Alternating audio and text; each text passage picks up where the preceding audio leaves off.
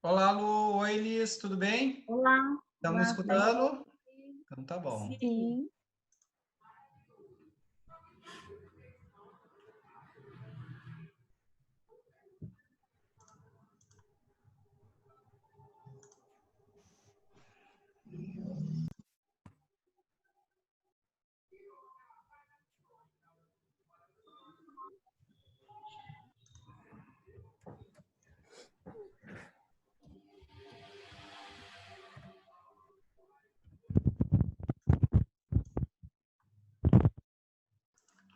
Bom, pessoal, vamos dar continuidade à nossa discussão. E aí falávamos, então, da questão da educação local, né? De se fazer educação local como um dos espíritos ou dos É elementos do louco. espírito flexibilizador da lei de diretrizes. Eu vou pedir só para vocês para silenciarem os microfones para facilitar a nossa discussão, tá, pessoal? Quando tiver alguma pergunta, vocês fiquem à vontade de abrir o microfone e falar. Tá? Com relação a esse espírito flexibilizador da lei de diretrizes e bases, o que ela nos coloca e que ela aponta é a questão de fazer educação local. Então, como falávamos anteriormente, não adianta eu discutir educação lá em Brasília ou criar conjecturas em Brasília se eu não conheço a realidade local, dos interesses locais, principalmente dos municípios, né? Eu posso dizer para vocês com a maior tranquilidade, pela experiência, que mesmo as escolas que pertençam a um sistema de ensino, vão existir diferenças contundentes das realidades da escola. Né? Vou dar o exemplo de Lorena, que é a minha zona de conforto, onde eu trabalhei, onde trabalho, conheço a rede. Né? Quem é de Lorena deve saber muito bem. E conhece, por exemplo, a Escola Conde de Moreira Lima, na cidade de Lorena. Ou a Escola Vovó Fiuta, no município de Lorena. São escolas da região central da cidade de Lorena. Eu não posso equiparar a realidade central de Lorena com a realidade, por exemplo, da zona rural. Né? São situações totalmente diferentes que vai exigir por parte do poder público e das autoridades competentes que conheçam e pense a realidade dessa escola. Isso falando de escolas que pertencem ao mesmo sistema de ensino. Agora, imagina escolas que estão totalmente distantes daquilo que acontece, por exemplo, lá em Brasília. Não é? São situações totalmente diferenciadas, né? Que exigem e que precisam de um olhar diferenciado por parte da autoridade. E o Fundeb é uma boa ferramenta com relação a isso. Quando o governo federal repassa o recurso do Fundeb para os estados e os municípios, ele quer que os estados e os municípios apliquem esses recursos considerando as realidades locais, né? Falar de educação no nível local. Educação precisa ser discutida e dialogada localmente, né? Ou seja, no âmbito do próprio município, né? E aí eu volto naquela discussão, por exemplo, da escola de tempo integral, da escola cívico-militar, né? Que é uma proposta do governo federal de criar escolas cívico-militares no Brasil como um todo, né? E aí eu pergunto para os senhores, vocês conhecem a realidade da proposta da escola cívico-militar que o governo federal faz? Quem aqui já ouviu, Alessandro, a problemática e a diretriz da escola cívico-militar que o governo federal propõe? Tá sem microfone, Alessandro. Liga o microfone aí. Tá sem, não tem uma referência, né? A gente não conhece, é uma coisa estranha. Vai Exatamente. comparar o quê com o quê? Que Como que que eu vai vou ser, falar? O que eu vou né? falar de escola cívico-militar? A proposta até pode ser boa e é boa, né? Mas assim, o que ela tem para apresentar? Vocês, como educadores, pessoal do terceiro ano de pedagogia, aqui não tem terceiro ano, mas quarto ano de letras, que o ano que vem está na sala de aula, trabalhando. Você trabalhando numa escola cívico-militar, eu pergunto, qual é a proposta sua enquanto professor para atuar nessa escola cívico-militar? O que vai fazer lá? Andresa pediu a palavra. O que você gostaria de falar, Andresa? Andresa? Andresa ergueu a mão aqui. Diga, Andresa. Não, ergui não. Não, não falei nada. Tem uma mãozinha levantada. Quando a mãozinha está levantada, significa que quer falar. Enfim, mas não tem... Então. Não, sem problema. E aí, gente, por que eu estou falando isso, né? Porque a proposta, ela pode ser adequada. O espírito flexibilizador da lei de diretrizes dá a possibilidade de você criar, por exemplo, uma escola cívico-militar. Desde que, espírito flexibilizador, desde que a proposta possa ser apresentada. Que ela encontre um respaldo numa aplicação prática do âmbito local. Vamos imaginar a realidade, por exemplo, de Canas, que é um município pequeno, né? Vamos imaginar que a prefeitura de Canas quer colocar uma escola cívico-militar em Canas. Ela pode? Sim ou não? Pode. Não tem problema algum ela colocar uma escola cívico-militar no município de Canas. E aí a pergunta que surge: em qual lugar em Canas? Na zona urbana ou na zona rural de Canas? Ou que seja em Guaratinguetá, ou que seja em Lorena, ou em Cruzeiro, ou em Pinda, e sei lá em qual lugar, né? Ele até pode, mas a pergunta é: será que vai atender os interesses locais? A proposta que o governo federal faz na discussão da escola cívico-militar é que, com ela vai acabar com o caso da violência, por exemplo, que acontece nas escolas. Eu pergunto, será? Será que vai acabar com a violência que acontece na escola? Pode ser que acabe, mas existem outras experiências que já ocorrem que são contundentes com relação a isso. Não tem necessidade de eu inovar ou criar a roda com relação a isso. Existem experiências, por exemplo, nas escolas estaduais aqui do estado de São Paulo, que aplicam as chamadas mediações de conflito. O que seriam essas mediações de conflito? Seriam baseadas nos princípios da chamada justiça restaurativa. Ou seja, eu tenho um problema com a Lucilene e um problema com a Elis Castro. O que o diretor da escola vai fazer? Vai colocar o Lúcio, a Lucilene e a Elis Castro, um do lado do outro, um perto do outro, e vai tentar resolver, mediar o conflito que existe entre eles. Não vai precisar, por exemplo, de uma estrutura baseada na hierarquia e na disciplina para forçar qualquer mediação de conflito. Né? E detalhe, né, gente? Escola, ela sempre vai trabalhar com medidas preventivas e não com medidas repressivas. Até mesmo a aplicação de penalidades que a escola propõe são medidas preventivas, medidas educativas dentro do processo de desenvolvimento ou de aplicação da maturidade do indivíduo que está inserido no contexto da escola. Essa é a proposta, né? Então, eu repito, não é que eu estou falando mal da escola cívico-militar, não é isso. O que eu critico, e aí o espírito flexibilizador da LDB, e não só eu, a LDB também coloca isso como um elemento, é que eu preciso trabalhar com propostas que atentam os interesses locais, e não interesses que atendam exclusivamente aquilo que acontece na capital, ou em Brasília, ou em São Paulo, ou no Rio de Janeiro. Eu preciso conhecer as realidades locais, tá? Os senhores poderiam perguntar, professor, mas existem as escolas militares, né? E as escolas militares, elas são exemplos aí na questão que envolve a hierarquia e a disciplina. Ok, legal, concordo. Tem bons índices? Também tem bons índices, né? Mas será que a ideia de uma escola militar é a mesmo princípio, a mesma ideologia ou a mesma propositura que se espera de uma escola pública que tem nos municípios da nossa região?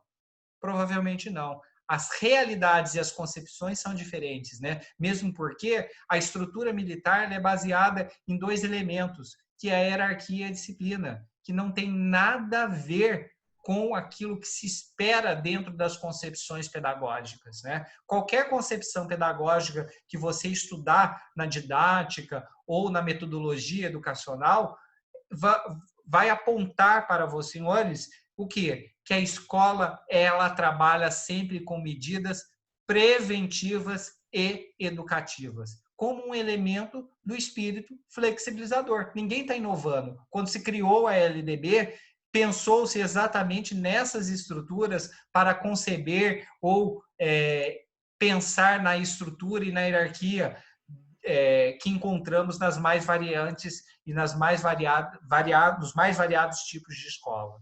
Ok? Deu para entender? Tá claro, pessoal? Alguém tem alguma colocação, alguma pergunta específica sobre isso? Matheus, Leslie, Irina, alguma pergunta? Calil? Tranquilo, senhor. Tranquilo? Tranquilo. Alessandro? Tudo tranquilo. Não acredito que ninguém tem dúvida. Emerson, Ana Clara, não é possível que vocês estão... Tá tudo claríssimo. Ou vocês estão dormindo aí, ou vocês... Luz, Fala, Emerson. Essa parte você já tinha falado na sala de aula. Já tinha comentado, mas eu tinha comentado quando eu abordei com vocês a questão dos sistemas de ensino, né? E esse elemento, ele encontra fundamento também, Emerson, na Lei de Diretrizes e Bases da Educação Nacional. Por isso que a gente repete, tá bom? Só para clarear. Diga. Então, assim, essa ideia da escola cívico-militar, ela vai ferir aí a liberdade também? Eu gostaria de pensar que não, de verdade. Eu gostaria de pensar que não. Por quê? A proposta da escola cívica... Porque assim, eu não conheço a ideia não, sabe? A proposta. Se você for, pelo menos todo... Aliás, a precariedade de materiais que falam sobre a escola cívico-militar é grande, tá? Já digo para você, né? Não existe, assim, um material grande à disposição dos estudiosos para discutir os elementos da escola cívico-militar, ok? Mas o que existe é baseado em 2 elementos, hierarquia e disciplina, como se fosse a panaceia de todos os males para a melhoria da qualidade do ensino. E não é. A gente sabe que não é. Escolas estaduais no estado de São Paulo que aplicam, por exemplo, as medidas educativas no sentido da mediação de conflitos em escolas tidas como violentas, melhoraram os índices de aprendizagem que ocorrem no âmbito dessas escolas, ok? Então, pela precariedade de informações que são colocadas à disposição, aliás, eu sugiro que vocês entrem no site do Ministério da Educação e procurem lá, Escola Cívico-Militar. Vocês vão encontrar pouquíssimas coisas. Vocês não vão encontrar uma proposta pedagógica profunda e consolidada sobre a questão da escola cívico-militar, ok?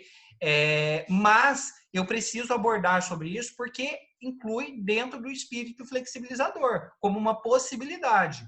O que se critica a respeito dela é a precariedade de informações, Emerson, ok? Só um minutinho, Liz. E aqui cabe uma outra informação também. A possibilidade, que é um diálogo comum dos estudiosos na educação, é que a escola cívico-militar ela seria administrada por militar, tá? E aí é a grande preocupação por parte das autoridades. Critica-se muito a questão da ideologia dentro da escola. Escola sempre vai ter ideologia. Não é ideologia doutrinária, são coisas diferentes. A legislação ela coloca a possibilidade de se discutir concepções pedagógicas diferenciadas. Tanto é que a gente estuda Vygotsky, Montessori, Piaget, Freire, entre outros doutrinadores dentro da escola, do movimento das escolas e do processo de aprendizagem, né? Dentro da estrutura da escola cívico-militar, você basearia, pelo menos o que é apontado até então, em 2 elementos: a administração feita por militar e o desenvolvimento das propostas por professores civis, tá? E aí é a grande discussão. Será que isso é eficiente? Será que isso é adequado? Né? Por quê? Pensa numa pessoa que não tem uma formação completa na área pedagógica para administrar uma escola, né? Eu confesso para você que eu tenho preocupações com relação e tenho as minhas reservas com relação a isso. E aí surge uma outra colocação: mas e se o militar fosse pedagogo, por exemplo, ou profissional da área de letras, ou de, sei lá, de qualquer outra área, ou de uma licenciatura? Estaria adequado? Mesmo assim, os estudiosos apontam que educação age de forma preventiva e não repressiva. Ok, Emerson? Não sei se eu respondi. Tá bom. Elis.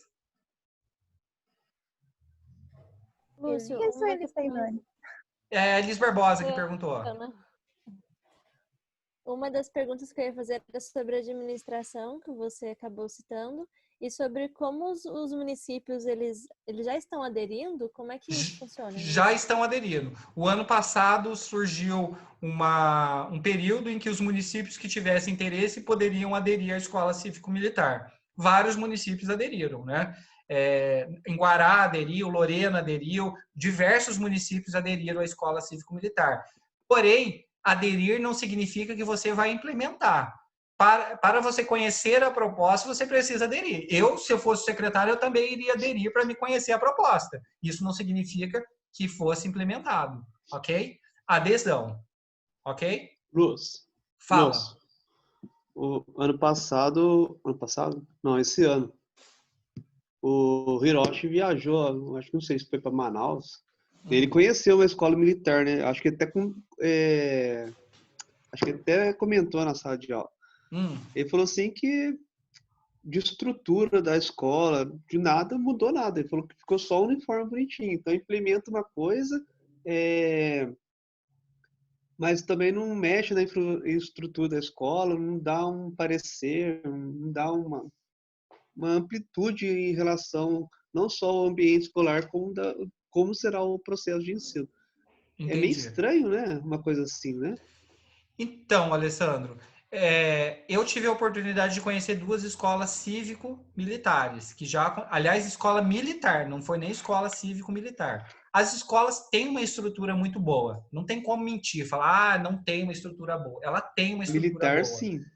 Militar, sim. A escola militar. Agora, cívico-militar, a discussão é misturar personalidades diferentes, com visões diferentes. Esse é o grande desafio, né?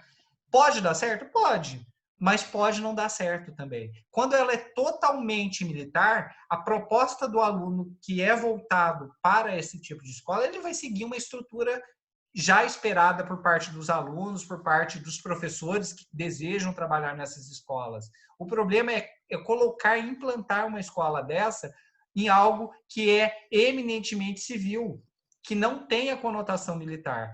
Eu acho que isso vai ser um grande desafio de se pensar na estrutura dessas escolas, ok? Agora, é inegável, e não tem como negar mesmo, né? E eu sou muito crítico à política educacional atual, mas eu não vou mentir para vocês de que as escolas militares, elas são muito boas, mas são baseadas essencialmente na hierarquia e na disciplina. Essencialmente.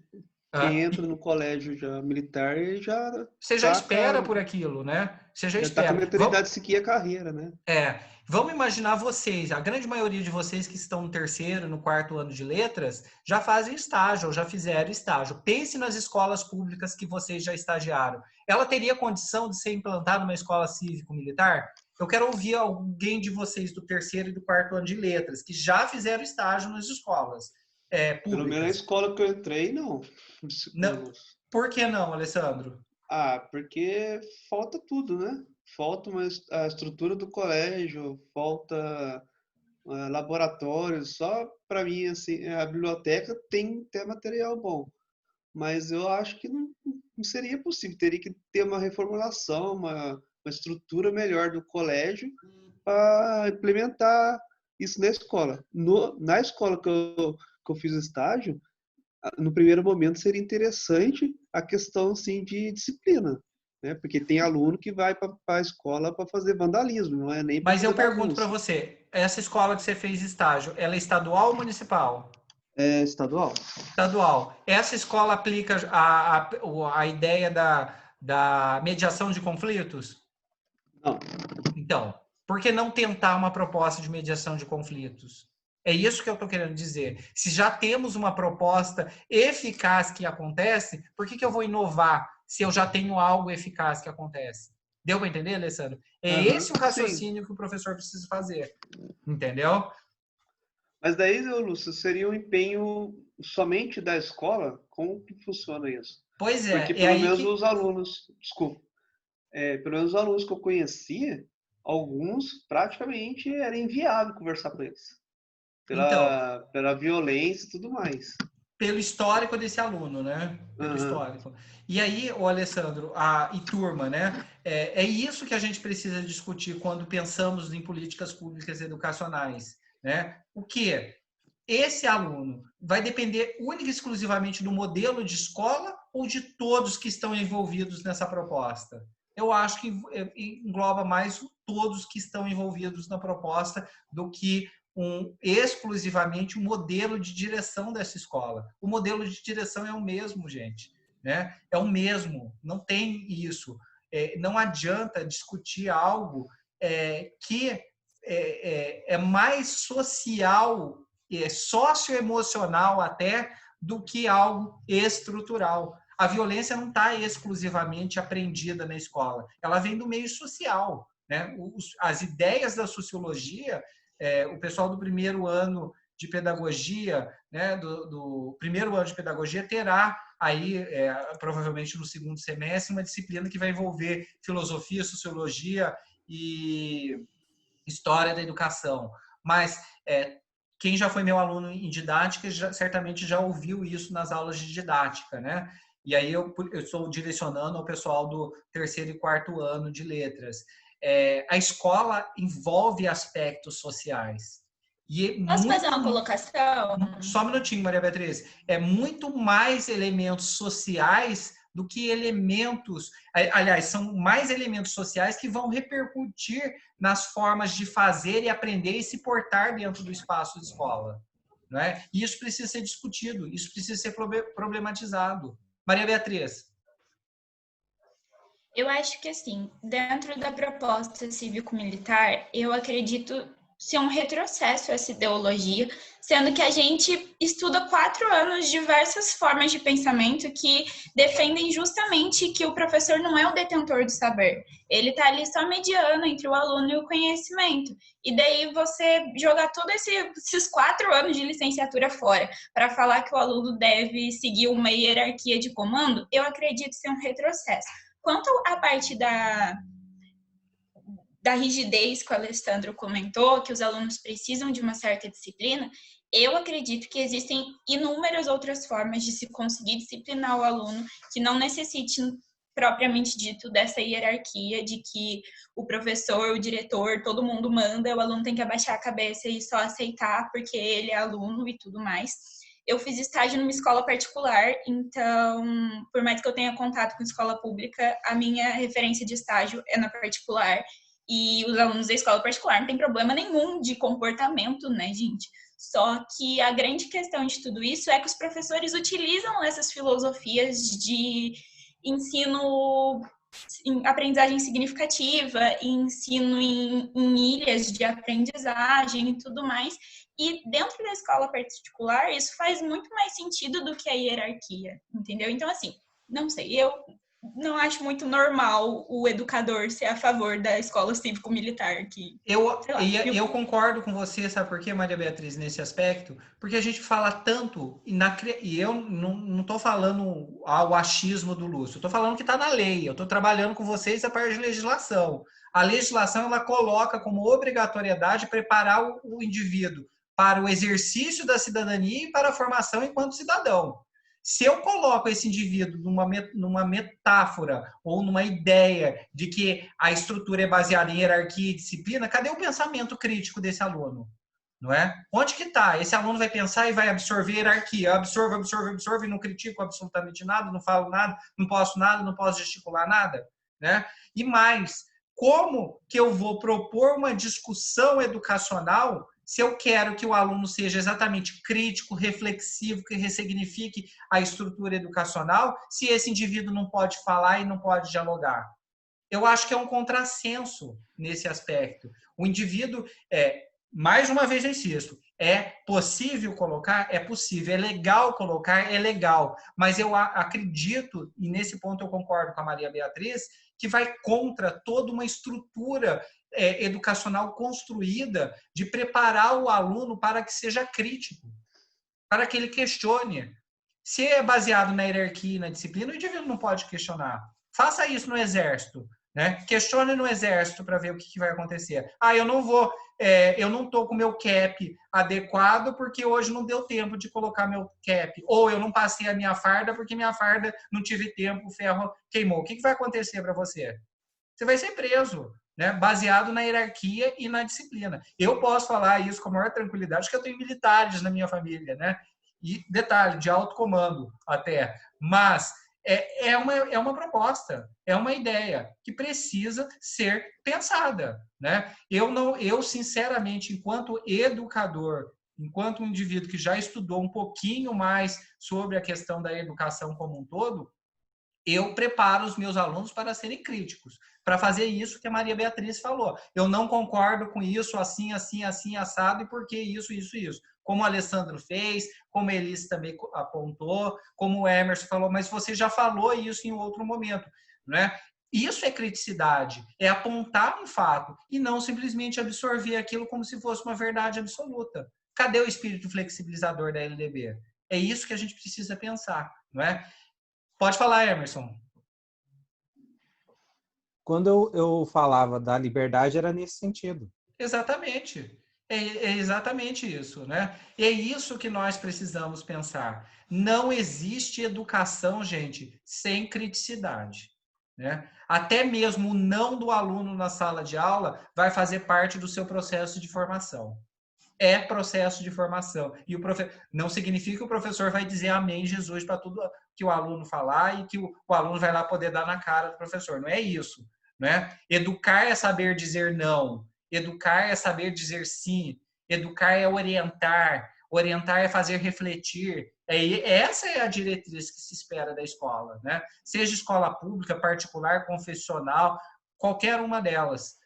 É preciso desenvolver criticidade do aluno, né? Por que Paulo Freire é tão mal visto na atualidade hoje? Porque Paulo Freire baseia toda a sua concepção pedagógica de ensinar e de aprender no diálogo, na contradição, né? Se eu falar para vocês que isso aqui é uma pedra, né? Vou virar aqui, isso aqui é uma pedra, vocês vão falar para mim que isso aqui é uma pedra? Isso aqui é o quê? O que é isso aqui, Alessandro? Celular. É um celular. Não tem como eu dizer que isso aqui é uma pedra, porque vocês sabem, vocês conhecem. De repente, se eu falar para o meu filho de 1 ano e 6 meses, de 9 meses, falar, olha, isso aqui é uma pedra. Ele reconhece isso como pedra o resto da vida. Mas é uma verdade isso? Não é uma verdade. É isso que a escola precisa pensar. Tudo bem? Tá? Isso é um elemento do espírito flexibilizador. Tá? Na sequência, gente, outra estrutura do elemento flexibilizador que nós colocamos à disposição para vocês é a criação dos chamados conselhos de educação, né? O que seriam esses conselhos de educação? São conselhos que nós vamos encontrar nos âmbitos estaduais, federais, no âmbito federal e nos âmbitos municipais. Quando eu falo em conselhos de educação, refiro-me ao Conselho Nacional de Educação, aos conselhos estaduais de educação e aos conselhos municipais de educação. A finalidade de existir conselhos é exatamente a formação colegiada dos conselhos, né? Que é baseado no princípio da colegialidade, né? O que é essa ideia da colegialidade? Formar um colegiado significa que eu tenha pessoas com ideias diferentes, né? Podem ter ideias idênticas, mas com vieses e matizes diferentes. É isso que precisa ser pensado na colegialidade, tá? E o espírito flexibilizador da LDB, ele coaduna a ideia da colegialidade e da riqueza dos conselhos de educação. Aliás, o próprio governo federal atual, vocês vão falar, o professor ele é crítico ao governo federal. Sou porque estão fazendo besteira, né? Do mesmo jeito que o governo anterior também fazia besteira e a gente criticava. Basta perguntar para os meus alunos dos anos anteriores, né? O governo do Lula, do governo da Dilma, criticava bastante porque tinha besteira também e a gente critica as besteiras que o povo faz.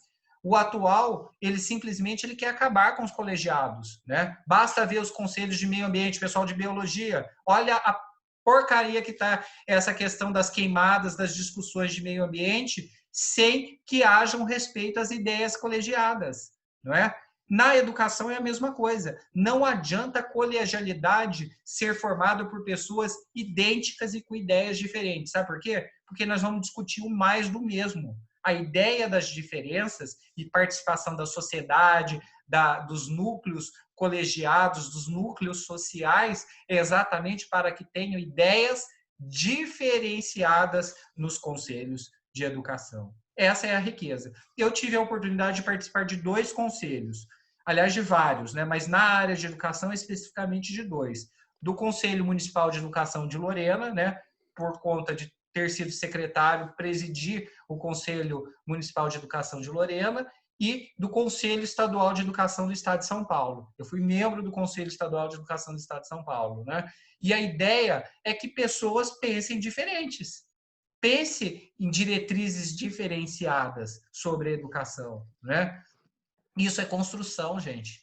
Isso permite ressignificação de ideias, tá? Então, essa ideia da colegialidade também é um dos elementos do espírito flexibilizador da Lei de Diretrizes e Bases, tá? E detalhe, né, gente?